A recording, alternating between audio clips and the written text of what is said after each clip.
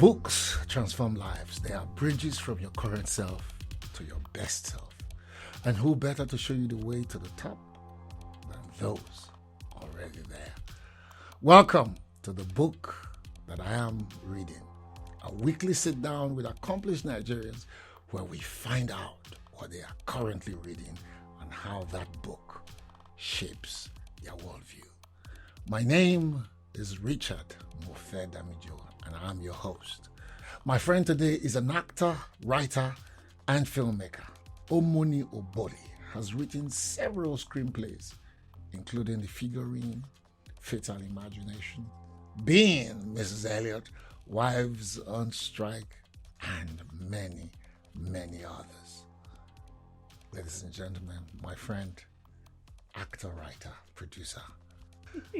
Welcome to the book I'm reading. Thank you. I appreciate you. I'm so grateful and so thankful to be here to share this moment with you. You know how much I love you. I respect you. Thank you so much for having me. Thank you for having me for agreeing to come. So book that you are reading right now. So tell us, what are you reading right now? Why you're reading it?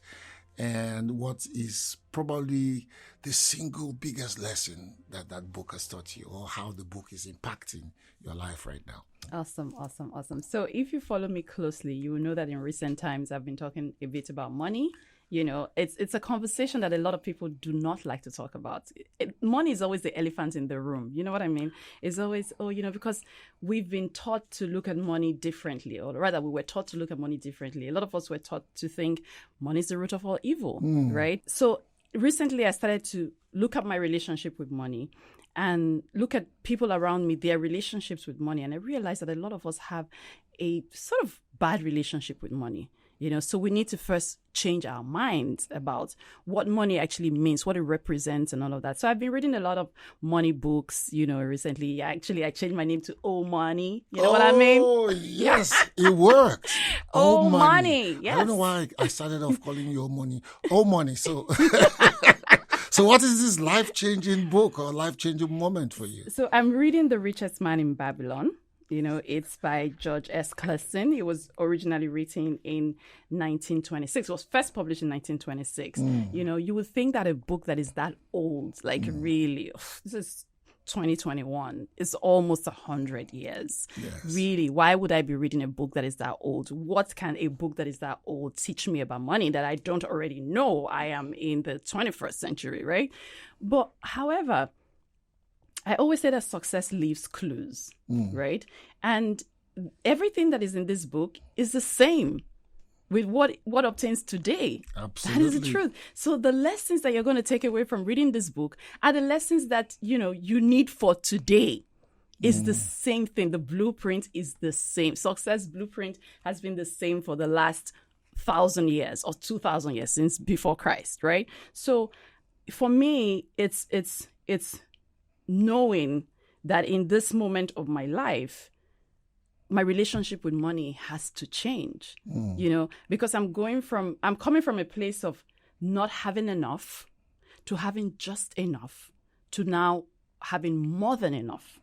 Are you in that stage now of having more than enough? I'm going there. Because I'm interested. Being an actor myself, and I just turned 60.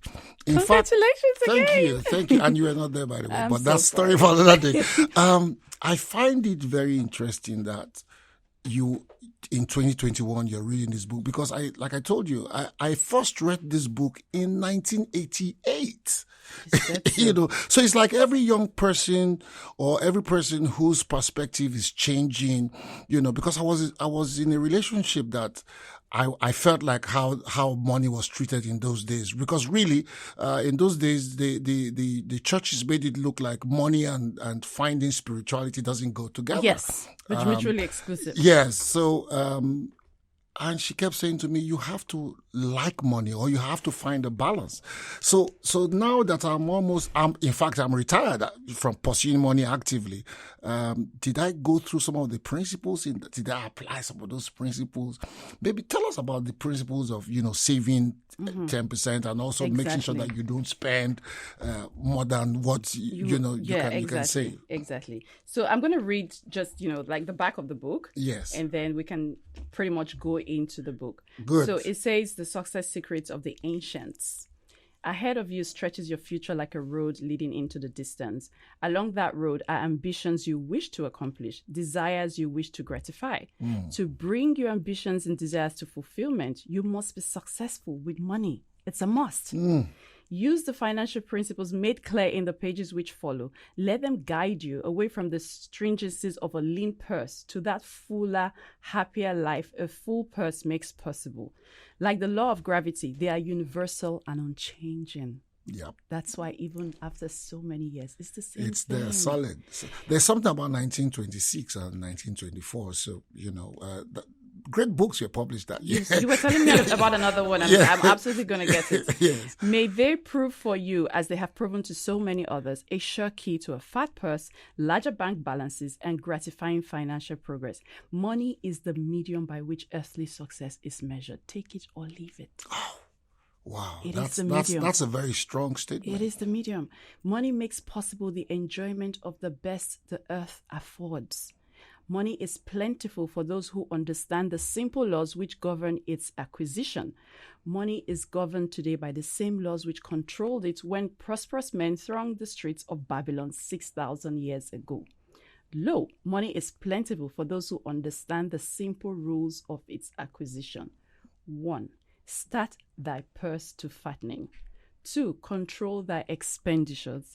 3. Make thy gold multiply. 4. Guard thy treasures from loss. 5. Make of thy dwelling a profitable investment. 6. Ensure a future income. 7. Increase thy ability to earn. That's especially that future earning. That piques my interest a lot. Absolutely. Let me read something here. Somebody summed it up like this. My producer, in fact, I think, summed it up like this. Said the book in 3 sentences. Save at least 10% of everything you earn, and do not confuse your necessary expenses with your desires. Work hard to improve your skills and ensure a future income, because wealth is the result of a reliable income stream. You cannot arrive at the fullest measure of success until you crush the spirit of procrastination within you. Have you successfully crushed that spirit of procrastination? I think it's a journey. I don't think there's a destination per se. I think it's a journey. I think every day you crush it. So you wake up every day and you crush it, right? You wake up every day and you say to yourself, today I am going to crush the spirit of procrastination, right? Because I don't think you get to that place where you never ever procrastinate again. You never are confronted with procrastination again. You never have to deal with it again. You have completely, totally eliminated it from your life. I'm not sure if you actually get there. I think every day you have to make a conscious effort. You have to be intentional about, crushing procrastination that day, or that week, or that month, or that year. You know what I mean? So that's what I personally think. So every day I'm intentional about it. Do people, listen to you, and especially since you're not a banker, do people listen to you now when you tell them about money and how they can save better and make more money and all that? Do people listen to you? Absolutely. I always say that success leaves clues, right? So I don't claim to know it all. Jeez, I'm learning. I'm actually on a journey. I'm actually on a journey. I'm learning, but I'm open. I'm giving of what I'm learning. I'm saying, you know what? I'm actually talking to myself. Talking to you, I'm talking to myself. I speak to my team every day, and I'm like, guys, guess what? This message is for me. I'm saying it, but I'm listening to it. It's actually more for me than it's for you guys. If you want to take something away from it, by all means do. But I am taking away everything that I'm saying. I'm listening to myself. I am preaching to the choir, So, so people do listen, and I'm seeing people, pretty much evolve and elevate, and because for me, personal development is so key in this season of my life. Like, it is so key because I've realized that I could have been a lot further. I could have done so many more things. I could have achieved so much more. I could have acquired so much more. But, let's leave the cool dabs and the shoe dabs and the wool dabs, and let's just move forward. Absolutely. You don't beat yourself too hard. Exactly. The important thing is that you are now woke, like you say. We are now money woke. Yes. I have been, like I said, I've been following, your money talks on Instagram, and I find it a refreshing twist to being an actor, and that's why I was wondering if people were listening. This is, let me give you another powerful, quote from the book, and maybe you can tell me what your best quote is. Hard work is the best friend I have ever had. Absolutely. I have been working for 37 years, so yeah, the hard work is all I have. What's your best quote from the book? I really like that, and let me say one or two things about that, then I'll move on. Yes. People want the easy way out. Oh. People want to get rich quick. Tell me about it. They want the easy way out. I always say to people, I say, you know what? At the end of the day, the person you become on your journey to success is more important than what you get at the end of the day. Because I could make $1 million today, right? And lose it. But the person I became on the journey to making $1 million is so important, because if I lose that $1 million, I know how to get it back. I am the person who made $1 million in the first place. Yes, I went through the journey. Now I know the process of making $1 million, so I know how to get it back. But if I jumped from right here to $1 million and I lose it, guess what? I can't get it back because I don't know how to make $1 million.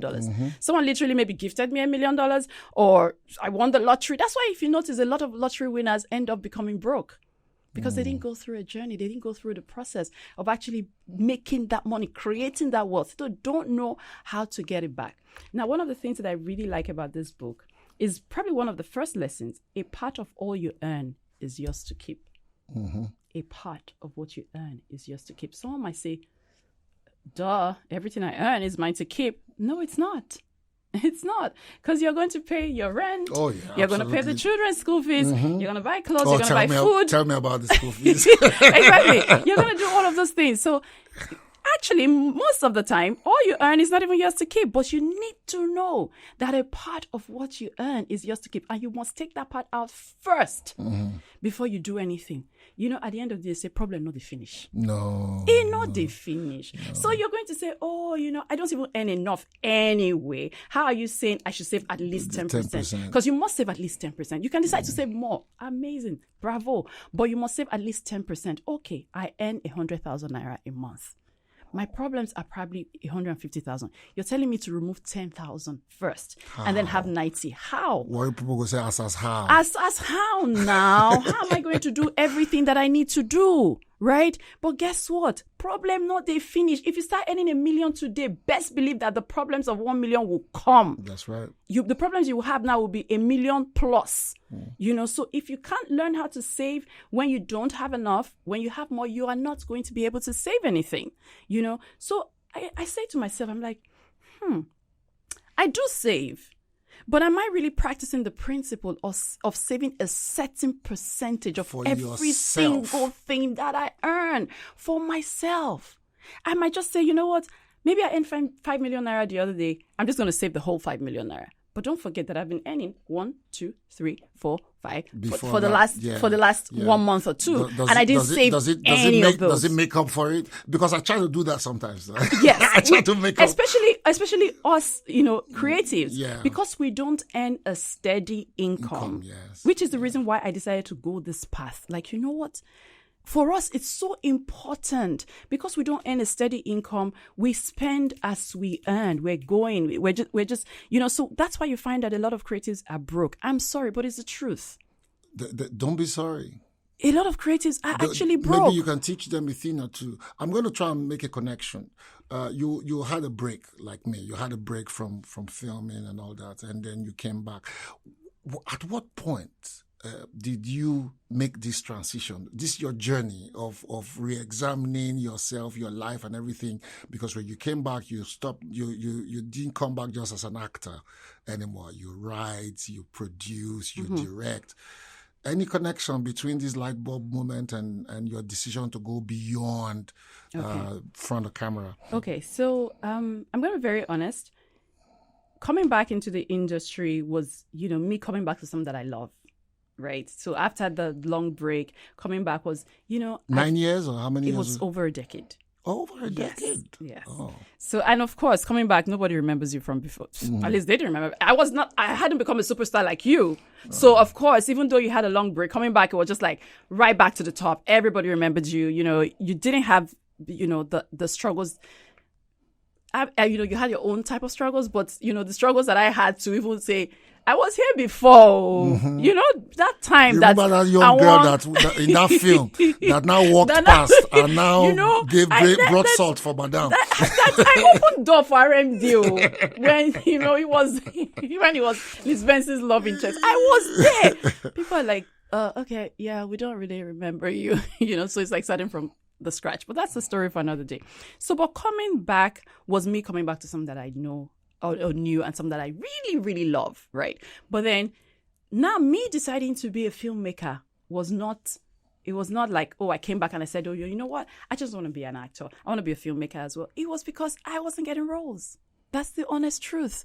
I wasn't getting roles. I started writing because I was trading my scripts for roles. Nobody knew me. Nobody wanted a new girl. Like all the girls were established and, why would you put me in a film when I can't even sell the film? It doesn't make sense. So you would use an established girl. So I was trading my script. You know what? Take it. Don't pay me. Just give me a role in the film, please. So I started to do that. And then I would watch the film and realize, okay, it's not quite what I had in my head when I was writing. Because I write in pictures. I see what I'm writing when I'm writing. So when I'm watching the film, it's so different.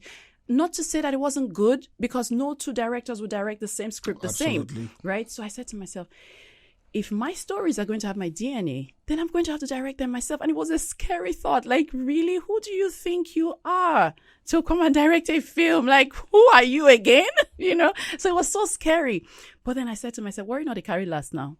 Waiting they get what I not get. Face from back. Waiting they get what I not get. I'm like, do this thing. There's nothing there now. So I started to understudy directors. Like I'm acting on a set, but I'm like, watching the director closely. And then I said, you know what? Maybe I need some formal education on this, right? So I went to New York Film Academy for a short course in New York. Studied digital filmmaking, and I was like, I'm ready. Let's do this. Of course, I came back, and where's the money to shoot your own film? Obviously, nobody's going to give a rookie director their money to, do a film. So I knew that I had to come up with the money myself, and it took me 4 years to make my first film. And, the rest is history, like they say. From one film came the next and the next and the next, right? But this new Omoni, started from the pandemic. Okay. So, was that when you started reading this book as well? Yes. Okay. I say to people, I wanted to find that nexus. Yes. I say to people a lot, I say, COVID came with a lot of rubbish. Like, I'm so upset with COVID, like really, really upset. But it came with so much good. It came with so much good if you just took the time to pause. Because it was a pause. It was like a reset button. A hard reset. Not it just was a hard reset. Hard reset. For the whole world. So it was up to you to decide if you were going to see, because perspective is everything in life. Everything. It was up to you to decide if you were going to see COVID as, this thing that just came to destroy our lives and just, put us in such a bad shape, or you were going to see it as half something full or half empty. Exactly. Exactly. So I decided to really take that time.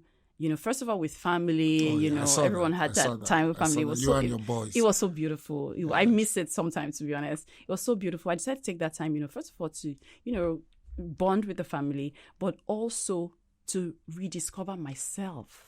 Also to go deep into myself and say, you know what? What is this elusiveness about getting this money to be much more than enough. I mean, I'm okay, right? I say to people all the time, I say, I'm Gucci. That's the truth. But I hustle like I'm still broke, right? I'm okay, right? But I don't want to be just okay. I want to be wealthy. I want to have generational wealth. I say to myself, I am the curse breaker. I was sent to break generational curses. In every family, there is that one person. When you look, there is that one person that broke the chain. There is that one person that the family became rich from. You know what I mean? So every rich family that you see, it started with one person. I'm like, I am the curse breaker. I was sent to break generational curses. I'm not going to break generational curses by being okay, by having just enough. It has to be Omoni.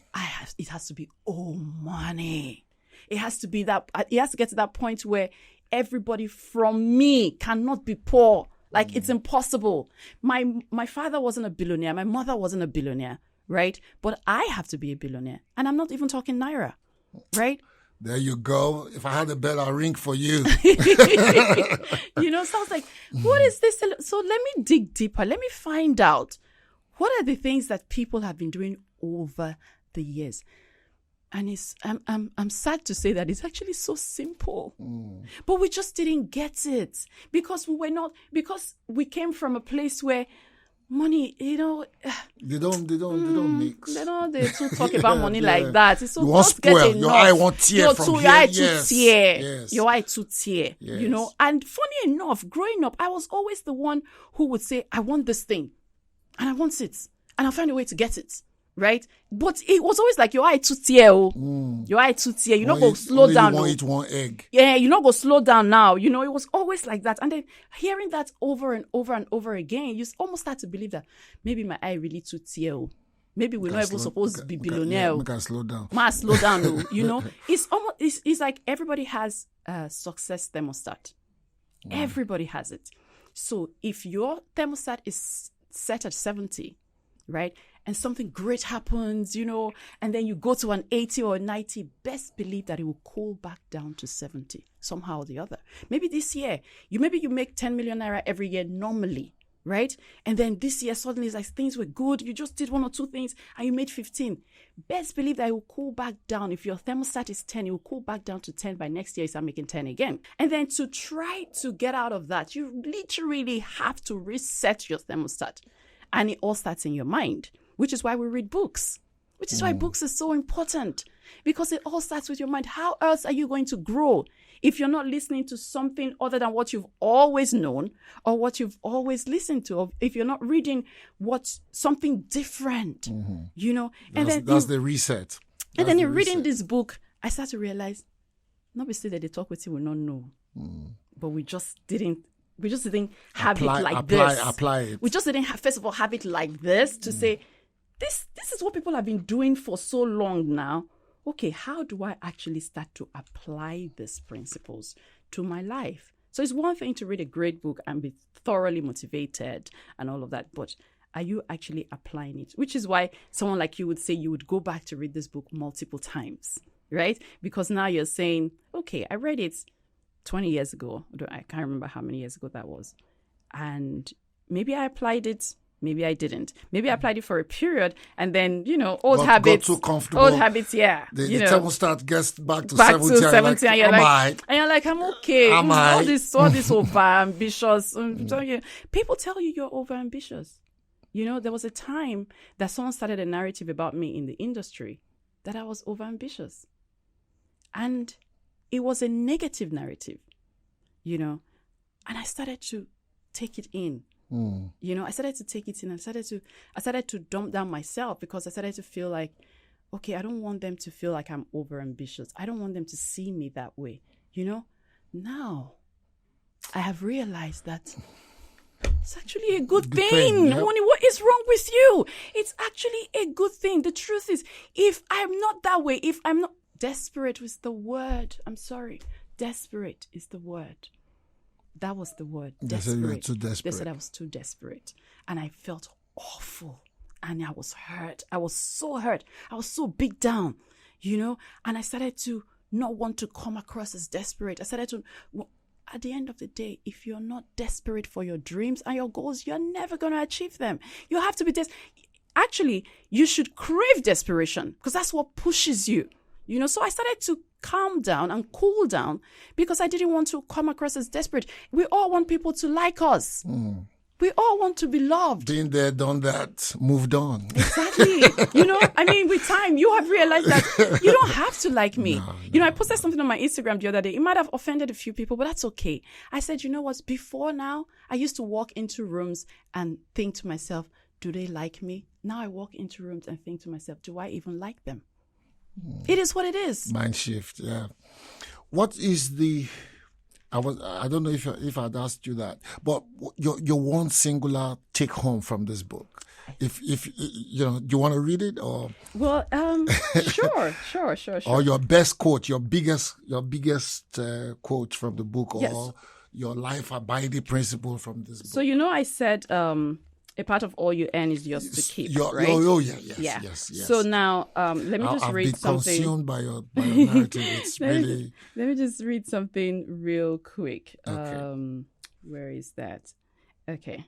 So a part of all you earn is yours to keep. It should be not less than a tenth, no matter how little you earn. Mm-hmm. It can be as much more as you can afford.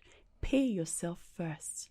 Jeez. On my chest. I call it taking care of number one. I always say I take care of number one first because even when you are in the plane, right?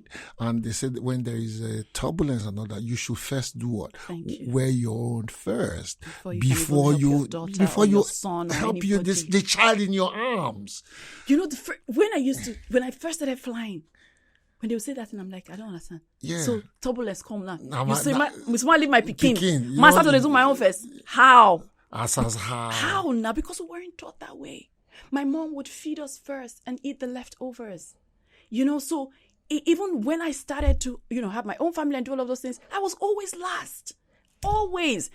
When I even first started traveling, I would shop for my kids. There we used to fly economy. So you have 2 suitcases. The 2 suitcases are for my kids. Maybe that's the carry on. I'll put one thing for myself. If it be like 2 things, you understand? So I never could understand putting myself first. I could not get it at all. So that analogy of fixing your own oxygen first before you fix for whoever is beside you is life's principles, man. Oof, child. Oof. Yeah. So so it says, pay yourself first.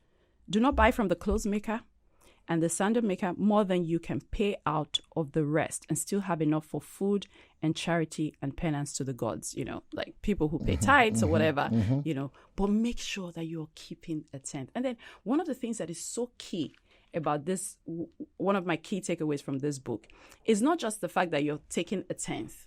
You're not just saving it to keep it to. People think, just save it. Oh, no. Just save it. It's fine. You put it to work. If in 10 years you save 10% of everything you earn, right? In 10 years, you would have earned a whole 1 year's money, right? Yeah. But guess what? That's money that you're saving.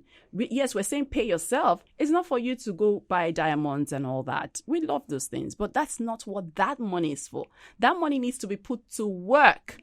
That money needs to be invested. That money and its children, you're putting them to work. That's how your money starts to increase. Generational wealth. That's how you create generational wealth. So yes, you must have an income generating activity. You must have something that is giving you money regularly. That's why people have jobs and people have, crafts and whatever it is that they're doing that's giving them money regularly. Out of that money, you're taking out a tenth, you're saving it, and then you're investing that money. You're putting it to work for it to bring more money, give birth to more, and then and those ones who give birth to more. So you start having, that's the generational wealth right there that you start creating.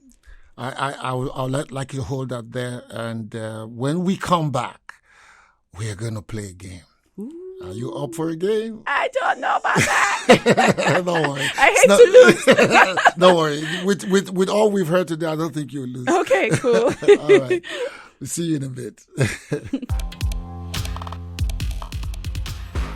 Let me introduce a new wave, we change the rules. A new app that you can use.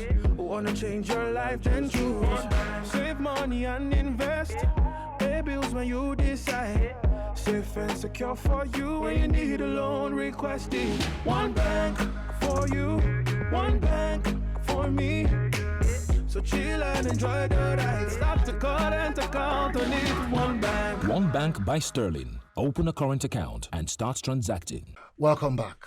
It is still the book I'm reading on 95.3 FM. And my guest is still the delectable actor and Omoni. I can't call you Omoni again now. Okay, so like I said, we're going to play a game. So don't worry. We'll just test your knowledge. Okay. Since, I like this new part about you, So my first question is, what is the world's most populous country? And I'll give you options. Oh, my days. Sorry. What's the world's second most populous country? A, China. B, US of A. And C, India. I know it's between China and India. Because one is first and one is second. But I'm not sure which Would is you like first. to call a friend? I want to. No current affairs. I hated it in secondary school. China and India. I think. Oh my gosh, there's too many people. There are very many people there. I know, but both of them have so many people. I don't even know who's second. China, India. China. There are plenty where we're for them. I'll just pick one. I'll just say India. And are you sure that's your final answer? Hey, worry. Okay, because you hate to lose, let me just say that you are indeed correct. Yes! And still on the Indian thing, the official currency of India is A, the Indian franc, B, the Indian rupee, and C, the Indian rupiah. Rupee. Rupee. I've actually been to India. Oh, and I spent that money. Did you go to the Taj Mahal? No, so I went to a little town called Ahmedabad. Oh, But was the first thing there? No, I wish. The first thing that hits me is that it was so hot. Oh yeah, India's hot. It was ridiculously hot. I felt like I was in an oven. Yes. Continuously. It was the only insane. other place that do that to me is Dubai. You come out and you feel, okay, where's the what AC? What did I do? Am I standing at the back of the plane? Thank you so much, Omoney. Thank you so much for joining me. We've had an amazing Indeed. time, and I'm gonna bring you back here soon when we are in the Billionaire Club. Yes. So you can share with us, secret path to being a billionaire in your 40s. Awesome. I love Guys, that. don't go away. When we come back, it will be story time. I love story time. So stay tuned. Let me introduce a new wave, we change the rules. A new app that you can use. Wanna change your life, then choose. Save money and invest. Pay bills when you decide. Safe and secure for you when you need a loan. Request it. One bank for you, one bank for me. So chill and enjoy the ride. Stop the current account on it. One bank. One Bank by Sterling. Open a current account and start transacting. Welcome back, folks. It is story time. Are you comfortable? Good. Now, every week we'll learn something new about banking from the truth about banking. A book by Sterling Bank. Last time we heard about the Medicis. Today, let's learn about the rise of modern banking in India. Today, most countries have properly structured and advanced banking systems with embedded corporate governance codes. This significantly differs from the world of the Medici, when banks were subject to the desires of families with deep pockets or great political connections. These days, while there are generally accepted practices and standards for banking globally, each country is unique in some of its practices. A good way to understand the similarities and the uniqueness is to look at the banking sectors of some countries from different parts of the world. We'll begin with India. In the early 19th century, British colonialists established 3 banks under the charter of the British East Indian Company.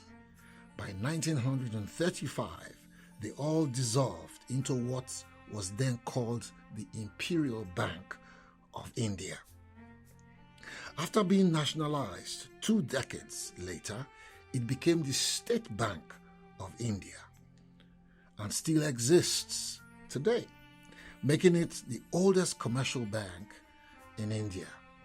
SBI was key to the 5-year launched in the late 50s by the Indian government in its drive to develop the rural parts of the country.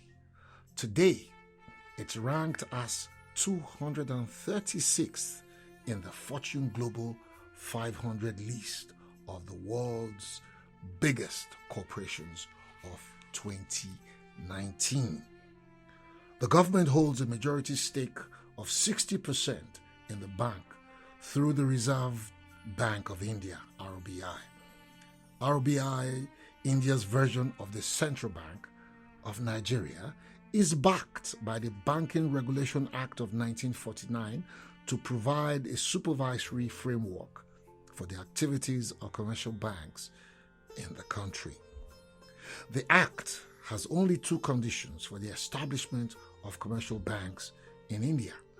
In addition to ensuring that its activities are not detrimental to the interest of its depositors, prospective license holders are required to have a paid-up capital and reserve of not less than 5 lakhs. The lakh is a unit in the Indian numbering system equal to 100,000.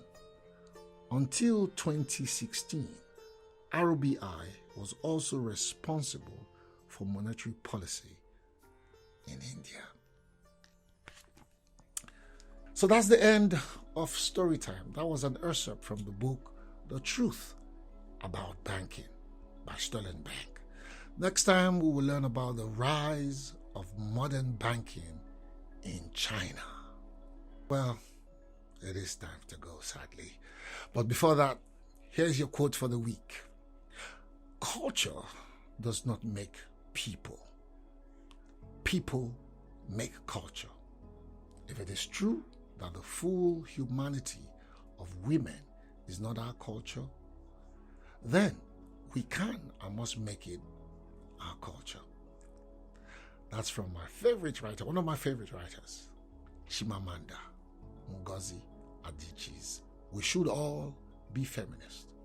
Now be sure to subscribe to our YouTube channel, Radio Now Studios, and text TBIR to 080-968-22595 on WhatsApp to join our book club. I am Richard Mofe-Damijo, and today you and I spoke with actor, writer, and filmmaker Omoni Oboli, who is currently reading The Richest Man in Babylon by John Classy. What book is next? Well, find out on the next episode of the book I'm reading.